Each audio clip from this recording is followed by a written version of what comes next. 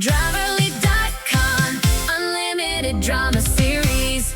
The porch light flickered like a dying cigarette as I twisted the last wire nut into place. Mrs. Dillard's house always smelled like cat piss and regret, but her electrical work paid the bills. At 38, I'd been running Jackson Electric for 12 years, and late-night emergency calls were just part of the territory in Steelport. What I didn't expect was to hear my wife's voice floating through our kitchen window next door. "If you want to know what a real man looks like, wait until your Uncle John gets here tomorrow." Beth's voice carried that sharp edge she'd been using on me for months. "Your father wouldn't understand real ambition." I froze, wire strippers in hand. Our daughter Emma's voice came back muffled, probably through tears. At 15, she'd been caught between Beth and me more often lately. So that's how it is, I thought, coiling up my tools with deliberate calm, learning about my wife's true feelings by accident, while fixing the neighbor's porch light. Must be my lucky goddamn day.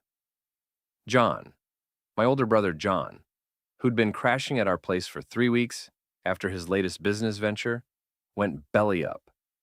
John, who Beth suddenly found so fascinating during dinner conversations. John, who always managed to look like the responsible one, despite never holding a job longer than 6 months. I packed my toolbox and knocked on Mrs. Dillard's door. She answered in her ratty pink bathrobe, cigarette dangling from her lips. "All fixed, Mrs. D. That'll be $80. She handed me 4 20s, studying my face with those beady eyes that missed nothing in this neighborhood. "You look like hell, Danny. Everything okay at home?" "Just peachy," I said, forcing a smile. "Wife's entertaining family." Back in my own driveway, I sat in the truck for a full 10 minutes, engine ticking as it cooled. Through the living room window, I could see Beth pacing while talking on her phone, gesturing with her free hand. She'd changed clothes since I left for the service call, now wearing that black dress she claimed was too fancy for Steelport. The front door opened and John stepped out, keys jingling. He'd borrowed my good jacket, the charcoal one Beth bought me for client meetings. He looked around nervously, then jogged to his beat-up Camaro. I waited until his taillights disappeared around the corner, then went inside. "Hey," Beth said, not looking up from her phone. "How was the call?" "Routine. Where's John headed so late?" "Meeting some potential investors downtown." She finally glanced at me and I caught something in her expression, guilt mixed with defiance. "He's really turning his life around, Danny. You should be more supportive." "Right, supportive." I grabbed a beer from the fridge, studying her. Beth had always been beautiful, but lately she'd been trying harder. New haircut, expensive makeup, clothes that cost more than my monthly truck payment. "What kind of investors meet at 10 p.m.? "The kind who have day jobs." Her tone turned icy. "Not everyone can set their own schedule like you." There it was, the dig about my work. 6 months ago, she'd been proud that I'd built a successful contracting business from nothing. Now, it was beneath her somehow. "I'm going to shower," I said. Upstairs, I stood under the hot water and let the pieces fall into place. The late-night phone calls Beth took in the garage, the new lingerie I'd found in the laundry, the way she and John had started sharing inside jokes at dinner. My phone buzzed on the bathroom counter. Text from an unknown number. "Your brother's Camaro is parked behind the Riverside Motel. Room 237. Thought you should know. A friend." I stared at the message until the screen went dark, then dried off and got dressed. The Riverside Motel was a 20-minute drive. Plenty of time to think about what I'd find there. But thinking was overrated. Some things you just had to see for yourself. The motel parking lot was mostly empty except for a few long-haul truckers, and John's distinctive orange Camaro parked exactly where the text said it would be. I pulled into the shadows behind the office and waited. Room 237's curtains were drawn, but light leaked around the edges. I could see 2 silhouettes moving inside, and occasionally heard muffled laughter. Beth's laugh, the one she used to save for me. I sat there for an hour, hands gripping the steering wheel, until my knuckles went white. Part of me wanted to kick down that door and catch them in the act. The other part, the smarter part, knew that would only make me look like the bad guy. My old boxing coach Mick always said, "Don't throw the first punch, kid. Make them sweat, then counter when they're off balance." Instead, I got out and walked to John's car. The doors were unlocked. Typical John, never thinking ahead. I popped the hood and unscrewed the oil cap, then walked to the motel's ice machine and filled the cap with sugar before screwing it back on. Not enough to destroy the engine, but enough to cause some expensive problems. Then I took out a piece of paper and wrote, "Hope she was worth it. Sleep tight, D." I tucked the note under his windshield wiper and drove home. Beth was already in bed when I got back, pretending to sleep. I lay there staring at the ceiling, listening to her fake breathing, and started planning. The next morning, John came down to breakfast looking smug and well-rested.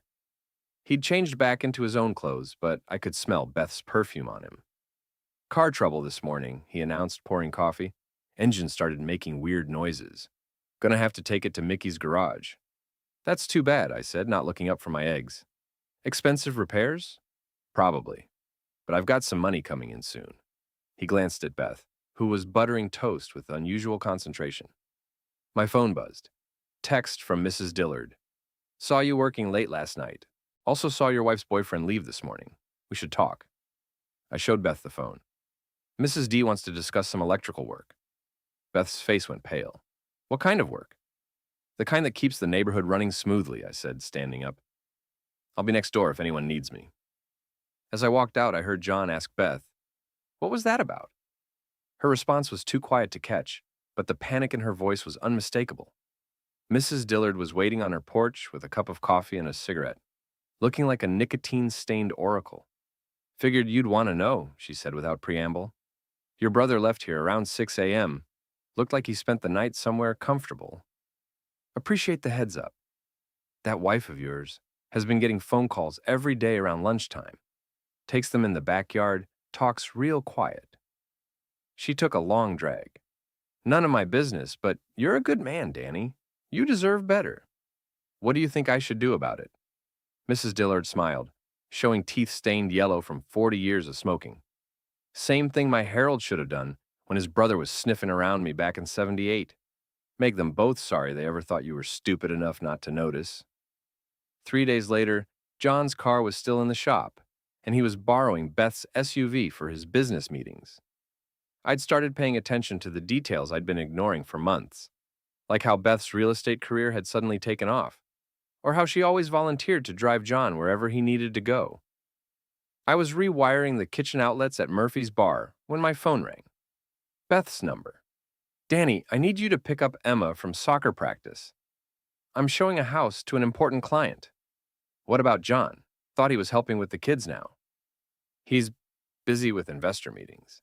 Can you just do this without making it difficult?" "Sure thing, honey. Anything for the family?" After I hung up, Murphy wiped down the bar and shook his head. "Trouble at home?" "Nothing I can't handle." I stripped another wire, focusing on the familiar work. "Just family dynamics getting complicated."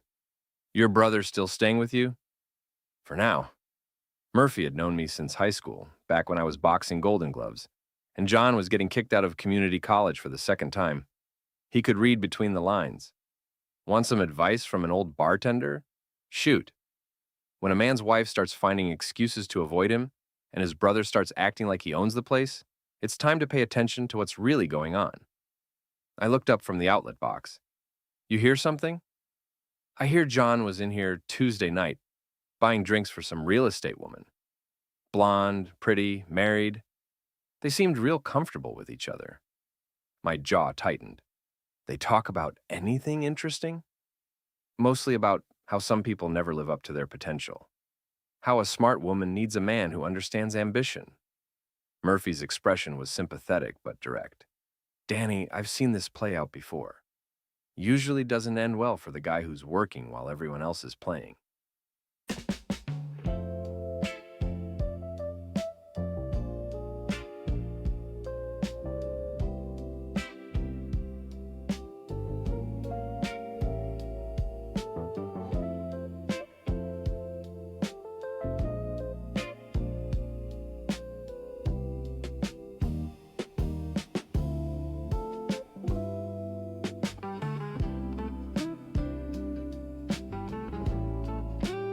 I finished the outlet and packed my tools. "Thanks for the heads up, Murph. What are you going to do?" Haven't decided yet. But John's about to learn that I pay attention to a lot more than he thinks. Emma was waiting by the soccer field when I pulled up, gear bag slung over her shoulder. At 15, she looked more like Beth every day. Same blonde hair, same sharp intelligence in her eyes. "Mom's showing houses again?" she asked, climbing into the passenger seat. Apparently, business must be good. Emma was quiet for a few blocks, then said, "Dad, can I ask you something?" "Always." "Are you and Mom getting divorced?" The question hit me like a punch to the solar plexus. Why would you ask that? She's been different lately. And Uncle John keeps giving me advice about supporting Mom through difficult transitions. It's weird. I pulled over and put the truck in park. "Emma, your mom and I are working through some things. But whatever happens, it's not your fault, and we both love you, okay?" She nodded, but I could see the worry in her eyes. "Uncle John said you don't understand Mom's ambitions, that she needs someone who can match her energy." Did he now? I kept my voice level, but inside, I was seeing red. What else did Uncle John say? That sometimes people outgrow their circumstances, that Mom married young and might be ready for something more sophisticated. I sat there for a moment, absorbing the fact that my brother was poisoning my daughter against me. Then, I started the engine and pulled back into traffic. "Emma, let me tell you something about Uncle John. He's 42 years old and has never successfully completed anything he started. I've been supporting him financially for 3 years. If he's giving you advice about success and ambition, consider the source.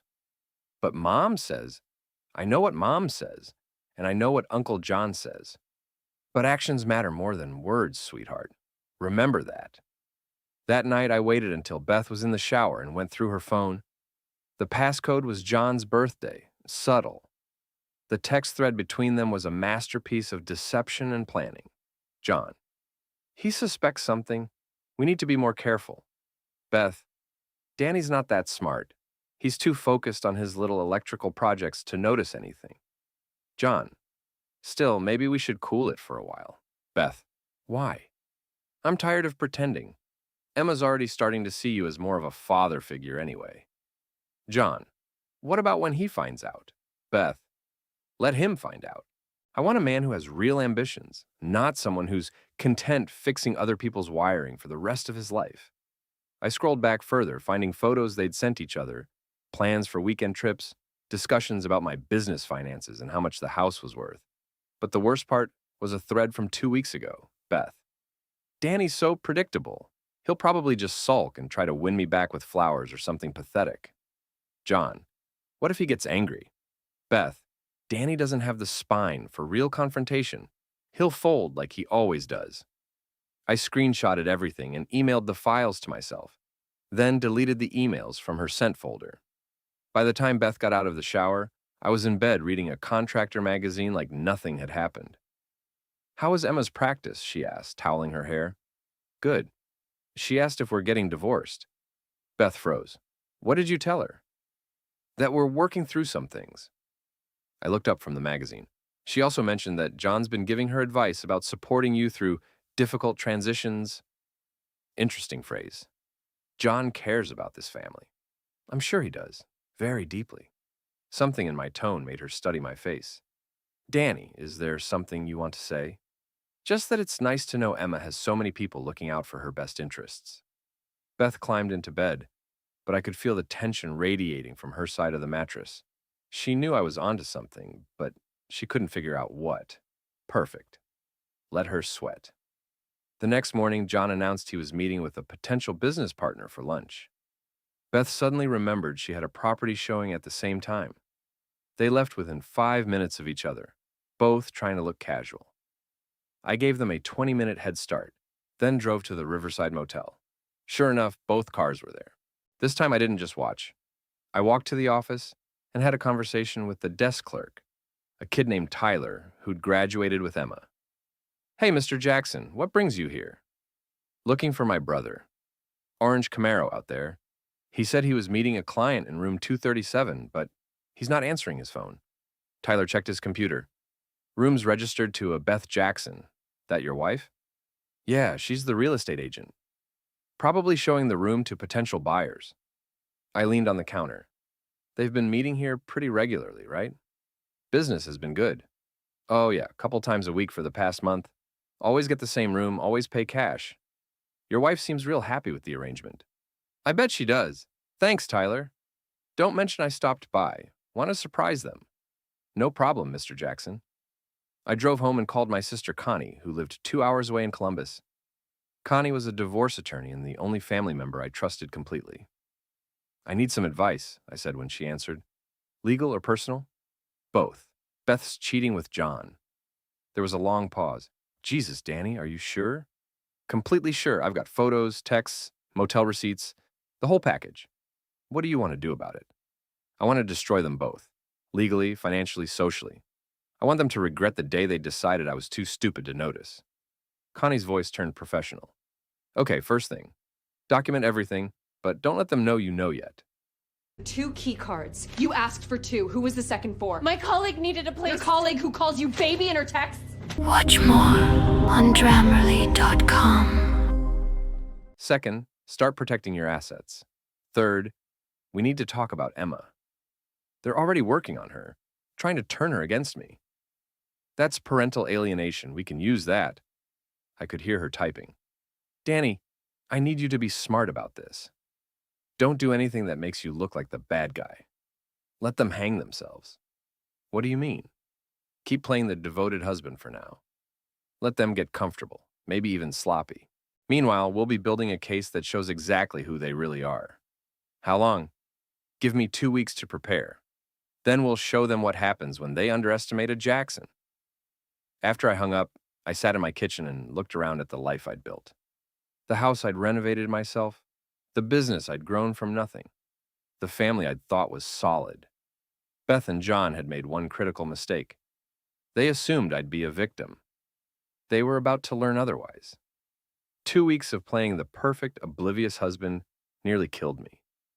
I smiled when Beth came home late from showings. I made small talk with John about his investor meetings. I even offered to lend him money for his car repairs, knowing exactly why his engine had problems. But I was documenting everything. Photos of them leaving together, screenshots of their text messages, copies of Beth's credit card statements, showing charges at restaurants and hotels I'd never been to. Connie had been busy too. She'd hired a private investigator who confirmed what I already knew, plus some interesting details about John's finances. Turns out, my brother owed money to some very unforgiving people, and Beth's real estate commissions were helping keep him afloat. The breaking point came on a Friday night. Beth announced she was going to a real estate conference in Cleveland for the weekend. John suddenly remembered he had business meetings in the same city. What a coincidence, I said, helping Beth pack her suitcase. Maybe you two should carpool, save on gas. John's leaving earlier, Beth said quickly. Different schedules. Of course. Well, Emma and I will hold down the fort. Maybe catch a movie, order some pizza. Beth kissed my cheek, the first physical affection she'd shown in weeks. You're a good man, Danny. I know I haven't been the easiest to live with lately. Marriage is work, I replied. But some things are worth fighting for. After they left, I called Emma into the living room. She'd been quiet and moody for days, caught between the growing tension and John's manipulation. Dad, are you and Mom okay? She asked, curling up on the couch beside me. Honestly? No, we're not. But I want you to know that whatever happens, it's not because of anything you did. Uncle John says Mom needs more support, that she's trying to build something bigger than just our family. I chose my words carefully. Emma, what do you think makes someone a good person? Being honest? Caring about family? Right. And what do you think about people who lie to the ones they love? She was quiet for a moment. I think lying is wrong, but sometimes people have reasons. Sometimes they do, but usually those reasons are about protecting themselves, not protecting the people they claim to love. Are you saying Mom's lying about something? I pulled out my phone and showed her the screenshots of Beth and John's text messages, the ones about Emma seeing John as more of a father figure. Emma read in silence, her face going through a range of emotions: confusion, hurt, anger. She's cheating on you, she said finally. Yes. With Uncle John. Yes. And they're talking about me like I'm some kind of prize they're fighting over. I'm sorry you had to see that, sweetheart. But I thought you deserved to know the truth. Emma handed back the phone, tears in her eyes. What are you going to do? I'm going to make sure they face consequences for their choices. But I need you to trust me and not let them know that you know. Can you do that? She nodded. Dad, I don't want Uncle John to be my father figure. I already have a father. I love you too, kiddo. That weekend, while Beth and John were playing house in Cleveland, I put the next phase of my plan into motion. First, I visited Murphy's bar, where I knew several of Beth's real estate colleagues hung out on Friday nights. I bought a round for the house and casually mentioned how proud I was of Beth's success. She's been working so hard, I told Karen Morrison, Beth's biggest rival at the agency. All those evening showings, weekend conferences, really dedicated to her clients. Weekend conferences? Karen looked confused. Danny, there's no real estate conference in Cleveland this weekend. I would have gone myself. Really? Huh? Maybe I misunderstood. She mentioned meetings with some big investor. My brother John's been helping her network with his business contacts. Karen's expression sharpened. Your brother's in real estate? Not exactly. He's more of a consultant. They've been collaborating on some projects. I left Karen to draw her own conclusions and headed to my next stop, the boxing gym where I still worked out twice a week. Mick was training a kid on the heavy bag when I walked in. At 65, he was still sharp as a razor and meaner than a snake when crossed. You look like hell, Danny, he said, wrapping the kid's hands. What's eating you? I told him everything. Mick listened without interrupting, occasionally nodding or grunting. So, what's the plan? He asked when I finished. Public humiliation, financial ruin, social destruction. Sounds about right. What do you need? A favor. Remember Tommy Castellano? Used to fight in the heavyweight division? Yeah, he runs security at that fancy hotel downtown now, the Grandview. Think he'd be willing to help an old gym buddy? Mick grinned. Tommy owes me for keeping him out of jail back in '95. What do you need? Information about which rooms certain guests are staying in. Maybe some security footage from the hallways. I'll make a call. By Sunday evening, I had everything I needed. Photos of Beth and John entering the same hotel room. Video of them kissing in the elevator. Credit card receipts showing John paying for champagne and room service with money Beth had given him. But the best part was what Karen Morrison had discovered through her own investigation. Apparently, Beth had been lying about several of her recent sales, inflating her commissions and stealing clients from other agents. Karen was putting together a complaint for the real estate board. When Beth came home Sunday night, she was glowing with satisfaction and confidence. How was the conference? I asked, helping her with her suitcase. Very productive. Made some great contacts, learned about new market opportunities. That's wonderful.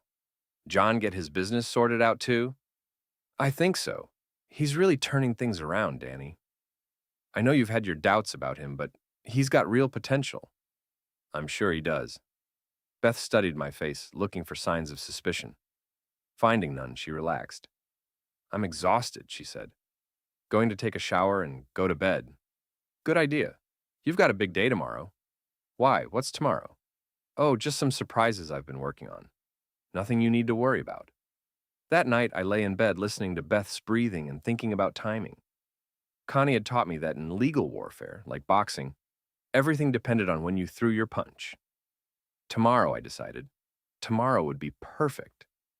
I'd let them get comfortable, just like Connie suggested. Now it was time to show them what happened when they underestimated Danny Jackson. Beth and John were about to learn that I'd been paying attention to a lot more than electrical wiring. Monday morning started like any other day, except I was wide awake at 5 a.m., running through my plan one final time. Beth left early for a client breakfast, and John borrowed her SUV for another investor meeting. They were getting sloppy, barely bothering to coordinate their lies anymore.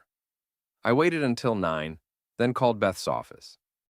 Riverside Realty, this is Jessica. Hi, Jessica, this is Danny Jackson, Beth's husband. Is she in yet? Oh, hi, Mr. Jackson. No, Beth called in sick today. Said she had food poisoning from that conference weekend. Interesting, thanks. I hung up and immediately called the number John had given me for his business partner. Murphy's bar, came the familiar voice. Hey, Murphy, it's Danny. Is John there meeting with investors? John, haven't seen him in a week. Why? Just checking on something. Thanks. So they were both lying about where they were, which meant they were probably together. I had a pretty good idea where. I drove to the Riverside Motel and parked across the street. Sure enough, Beth's SUV was there, along with John's newly repaired Camaro. Room 237, same as always. But this time, I wasn't just watching. This time, I was ending it. I walked to the office and found Tyler behind the desk. Hey, Mr. Jackson, they're in their usual room if you're looking for them. Actually, Tyler, I need to ask a favor. My wife and brother are conducting some business in there, and I need to surprise them with some important documents. Think you could let me in? Tyler looked uncomfortable. I don't know, man. That seems kind of... I pulled out my wallet and placed $200 on the counter. It's really important, Tyler. Family business. The money disappeared. Room 237. But I never saw you, okay? Absolutely. Tyler handed me a key card, and I walked across the parking lot with my heart pounding. At the door, I could hear voices inside. Beth's laughter, John's voice saying something about, when this is all over. I slid the key card and pushed open the door. They were on the bed, Beth in her underwear and John shirtless, drinking champagne from plastic cups. They looked up at me with identical expressions of shock and terror. Surprise, I said, stepping inside and closing the door behind me. Danny! Beth scrambled to cover herself with a sheet. This isn't what it looks like. Really? Because it looks like my wife is fucking my brother in a cheap motel room while lying to our daughter about where she is. John had the decency to look ashamed, but he tried to bluster through it. Danny, man, we need to talk about this like adults. Adults? I laughed, but there was no humor in it. Adults don't lie to 15-year-old girls about having food poisoning while they're screwing their uncle. You don't understand, Beth said, wrapping the sheet around herself. John and I have a connection. Something deeper than what you and I have. A connection? Is that what we're calling it? We love each other, Danny. I know this is hard to hear, but nothing. I pulled out my phone and showed them the screenshots. I've known for weeks. I've been documenting everything, the texts, the motel visits, the lies to Emma, the stolen money from your real estate commissions. Beth's face went white. You've been spying on us? I've been protecting myself from a cheating wife and a backstabbing brother. There's a difference. John finally found his voice. Look, Danny, we never meant for it to happen this way. It just developed naturally. Naturally, right. I sat down in the room's single chair, making myself comfortable. So what's the plan here? You two run off together? Leave me to explain to Emma why Mommy chose Uncle John over Daddy? Emma will understand eventually, Beth said. She's smart. She'll see that sometimes people need to follow their hearts. She already sees plenty. Like the text where you told John that she's starting to view him as more of a father figure. Really classy, Beth. Using our daughter to make your boyfriend feel better about destroying our family. The room went dead quiet. John and Beth exchanged glances. You showed her the texts? Beth's voice was barely a whisper. She deserved to know the truth about what her mother really thinks of her. You bastard! Beth's shock was turning to anger. You manipulative bastard! How could you poison our daughter against me? I didn't have to poison her against you, Beth. Your own words did that just fine. John stood up, reaching for his pants. Danny, we should all calm down and figure out how to handle this situation. Oh, I've already figured that out. I pulled out a manila envelope and tossed it on the bed. Divorce papers. Beth, you're being sued for adultery, parental alienation, and financial misconduct. John, you're being evicted from my house effective immediately. Beth opened the envelope with shaking hands, scanning the legal documents. You can't do this. I have rights. You had rights. You gave them up when you decided to cheat on your husband with his brother while using marital assets to fund your affair. What about Emma? John asked, finally getting his shirt on. What about her? She'll live with me full time. Beth will get supervised visitation until she proves she can put Emma's needs ahead of her own desires. A judge will never agree to that, Beth said, but her voice lacked confidence. Want to bet? I've got a folder full of evidence showing how you've been manipulating Emma, lying to her, and using her as a pawn in your affair. Plus, Karen Morrison at your office is filing a complaint with the real estate board about your fraudulent commission reports. Beth's face crumpled. You've destroyed my career. No, Beth. You destroyed your career when you decided to steal from your clients to pay for your boyfriend's car repairs. I stood up and walked to the door. You've got until tonight to get your stuff out of my house. Both of you. After that, any contact goes through lawyers. Danny, wait, John called out. We're family. We can work through this. I turned back to look at him. Family doesn't steal each other's wives, John. Family doesn't manipulate children. Family doesn't lie and cheat and scheme behind each other's backs. But we can fix this. We can all sit down and, no, we can't. Because you're not my family anymore. Neither of you are. I walked out and closed the door behind me, leaving them to figure out how to explain their situation to Tyler and the other motel guests who'd heard the shouting. In the parking lot, I sat in my truck for a few minutes, hands shaking from adrenaline. It was done. No going back now. My phone buzzed with a text from Emma. Dad, are you okay? Mom called and she was crying. I texted back, I'm fine, sweetheart. Be home in 20 minutes. We need to talk. As I drove home, I thought about what came next. The divorce would be ugly, but I had the evidence and the moral high ground. John would disappear back into whatever hole he'd crawled out of. Beth would have to rebuild her life from scratch. And Emma and I would figure out how to be a family of two. It wasn't